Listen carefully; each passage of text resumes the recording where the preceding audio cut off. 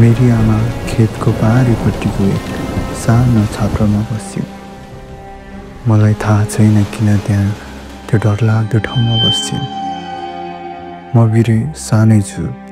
कडाली तरेर पारिपट्टिको गाउँमा 2 घन्टा हिँडेर स्कुल जान्छु।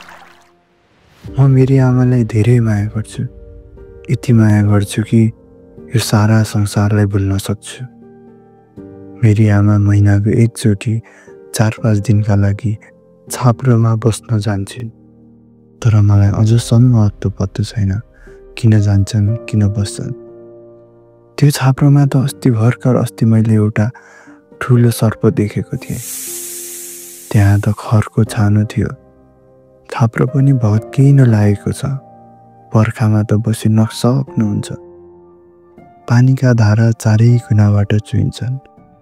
ढोका पनि कुहिएको छ। वरिपरि सिस्नो नै सिस्नोको गाडी छ। खै मलाई अझै अचम्म लाग्छ आमा किन त्यहाँ बस्छिन्। मलाई आमाको साह्रै पिर लाग्छ। अस्ति साँझ घरमा सुत्नै मन लागेन। बालाई सोधे, बा आमा किन गोठमा बस्न जानुहुन्छ? हल्ला नगर, किन चाहियो तँलाई, खुरुक्क सुत भनेर बाबाले जवाब दियो। रातभरि सुत्न मन लागेन। त्यो डरलाग्दो ठाउँमा गाउँभन्दा टाढा बसेकी मेरी आमालाई कति डरलाग्दो हो।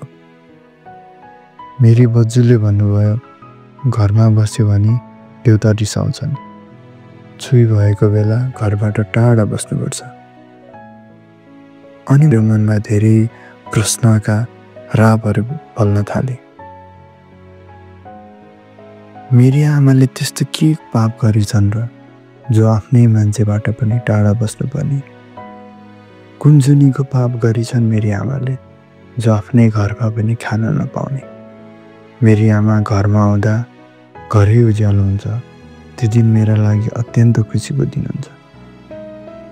पछि मैले थाहा पाएँ कि मेरी आमा मात्र होइन, बिर्खेकी सानी सबैकी आमा घर पर बस्ने रहेछन्।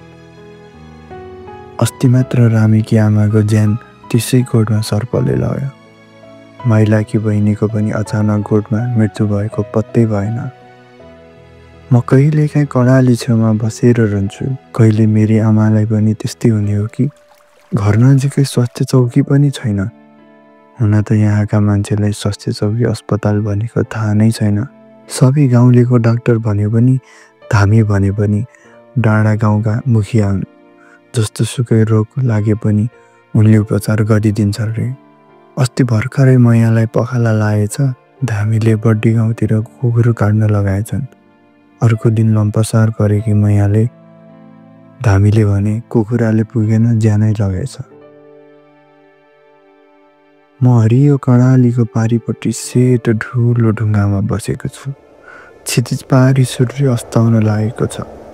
सिरिरी चिसो बतासले मेरो मनलाई सिरिङ्ग पारेको छ। मनमा अनेकौं कुरा खेलेका छन्। त्यो एकान्त ठाउँमा डाको छाडेर रुन मन लागेको छ।